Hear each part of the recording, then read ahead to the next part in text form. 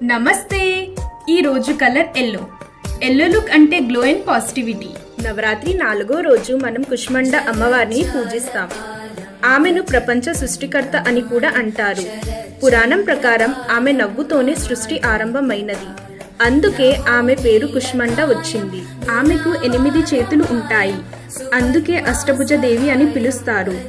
చేతుల్లో ఆయుధాలు కమలం జపమాల అమృత పాత్ర ఉంటాయి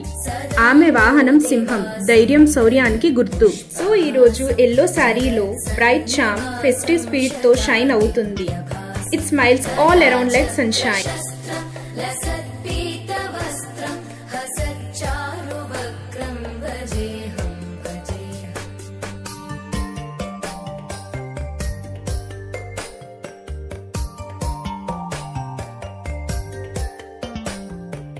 Thank you for watching. Stay tuned for next videos.